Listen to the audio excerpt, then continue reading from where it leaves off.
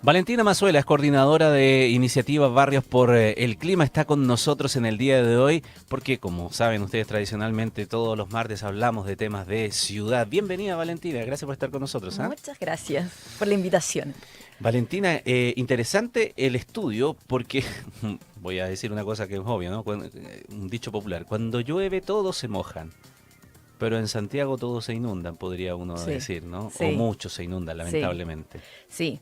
O sea, pasa esto en Santiago, pero también ahí lo importante que decían anteriormente es esta doble afectación que tienen ciertas comunas en Santiago, que es donde más hace calor, Mm. es donde también más se inunda por estas precipitaciones que caen y son intensas y en un corto periodo de tiempo y que al final son más continuas y las vemos con mayor presencia cada invierno. Entonces, todos estos fenómenos climáticos adversos que son estas olas de calor, que de repente vemos estos calores que ya no podemos ni estar afuera, y por otra parte estas lluvias intensas asociadas a cambio climático, son también o afectan de manera desigual a distintas comunas en Santiago. Entonces ahí tenemos que empezar a poner ojo entre todos de cómo hacemos que estas comunas respondan de mejor manera ante estos efectos. ¿Y estas características que presentan topográficamente el terreno inciden mucho? Por ejemplo, aquí, como decía Javier en la introducción, indicadores como las pendientes o la distancia de los cauces son determinantes. Son determinantes porque hacen que sean algunas comunas más susceptibles, o sea, están más propensas por ciertas condiciones geográficas, pero yo te diría que también en estas comunas suele haber un factor distintivo que es la cobertura vegetal. Y muchas de las áreas verdes que existen en estas comunas son poco densas y poco verdes. En el fondo Ah, no son áreas verdes de buena calidad que permitan infiltración adecuada, ni tampoco que permitan que sean espacios frescos en el verano. Entonces, ahí estamos con una disyuntiva tremenda porque todos estos espacios públicos que serían plazas, bandejones centrales, sitio de eriazo, debiesen ser áreas verdes de calidad que cumplan con este doble propósito, que es, por una parte, infiltrar adecuadamente el agua que cae de forma inesperada y en gran cantidad, y por otra parte, cumplan con ser áreas que permitan el refugio a los vecinos y vecinas de esas comunas. es interesante eso porque en algunas ocasiones, conversando con Martín en este mismo Ujú. espacio, hemos hablado de iniciativas como los parques inundables en Sí, la región metropolitana. sí. Y hay pruebas de ello, o sea, hay proyectos que se han ido desarrollando. Lo que quiero decir es que es posible Es hacerlo. posible, o sea, y te estoy hablando no estamos hablando de una solución súper innovadora ni que estamos utilizando tecnología, no, estamos hablando de áreas verdes, que es la plaza que tiene un vecino cualquiera de Conchalí, de Cerro Navia, de Cerrillo, y que la podemos ir pensando de forma distinta a lo que hemos estado interviniendo en los últimos años, que tiene que ver con jardines de lluvia, con estos sistemas de drenaje urbano sostenible que debe haber hablado con el Martín, y también con, por ejemplo, bosques de densidad, bosque urbano, mayor estrategia de arbolado urbano que permita ahí empezar a regular, por una parte, temperatura y por otra parte, lluvia.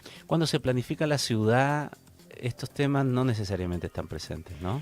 No están tan presentes. Yo creo que ahí hay una distancia tremenda entre la ciudadanía con clima, medio ambiente, y uno piensa que son dos temas que están totalmente fuera del alcance de un vecino común, y en realidad no, po. O sea, estamos pensando en cómo hacemos que las intervenciones cotidianas de lo que puede tener alguien muy a la mano es también una medida contra el cambio climático, y es una medida que se adopta para hacer ciudades más resilientes, por ejemplo, y que tiene todo este foco medioambiental que muchas veces lo encontramos muy elevado, Mm. muy en conversatorio y muy académico, pero en realidad no, es esto.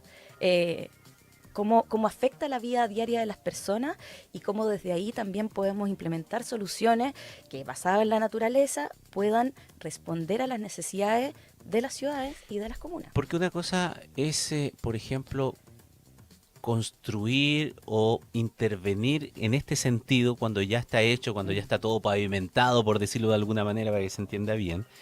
Y lo otro, que es una dimensión que tal vez hay que pensarla, pero que ya siempre es más costoso. Uh -huh. hacer algo nuevo, pero mantener lo que se tiene es lo mínimo, ¿no es verdad? Exacto. Por ejemplo, no sé, cuando alguna vez lo conversábamos también aquí, mi experiencia con los humedales, especialmente en el sur, ¿no?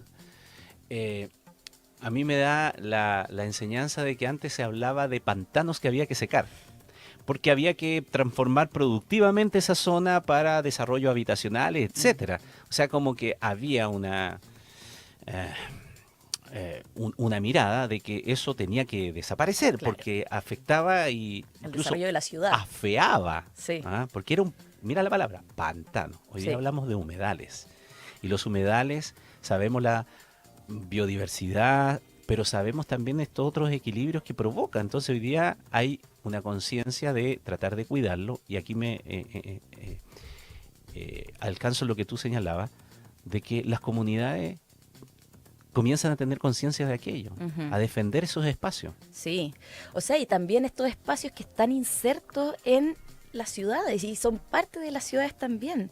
Y cómo concebimos estas ciudades más verdes que tiene que ver con reconocer humedales, reconocer el efecto de los cerros isla.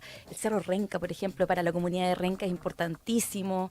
Entonces vamos generando ahí una importancia de estos espacios verdes que pueden ser naturales o también las plazas que tenemos a la mano y que podríamos estar interviniendo de forma inteligente, no tan científica, no tan tecnológica, pero inteligente para que resuelvan problemas y necesidades de las personas y son problemas cotidianos además. Valentina, volviendo al estudio, Ujú. el 60% de las comunas presentan una alta vulnerabilidad, pero es llamativo que haya algunas que en esa cifra alcanza el 100%. ¿Ah?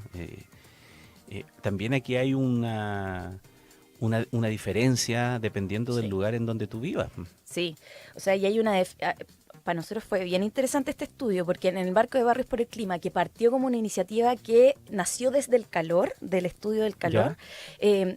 fue muy interesante ver cómo estas dos variables se cruzaban, o sea, que efectivamente hay comunas que están profundamente propensas a quedar con puntos críticos de anegamiento toda vez que haya lluvia y por otra parte que además son gravemente afectadas por episodios de calor. Y es tremendo, o sea, es tremendo porque además refleja una desigualdad territorial tremenda en Santiago. O sea, no es, ahí dejamos de hablar de espacios que sean más bonitos y que podamos equiparar las condiciones a Ñuñoa, Providencia, sino que también necesitamos hacer que estos espacios sean bonitos y sean útiles, porque si no estamos perdiendo la oportunidad de hacer que esos barrios y esas comunas, que además son las más vulnerables, las más densas habitacionalmente, puedan tener respuestas adecuadas a situaciones asociadas a cambio climático. ¿Qué es el siguiente paso de identificar el fenómeno? ¿Qué es lo que debiera ocurrir, Valentina, para terminar?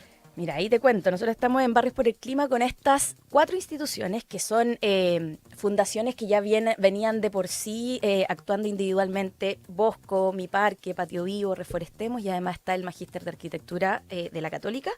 Y en el fondo lo que se hizo fue invitarlas a poder hacer intervenciones en estas 10 comunas que inicialmente se habían identificado por el calor.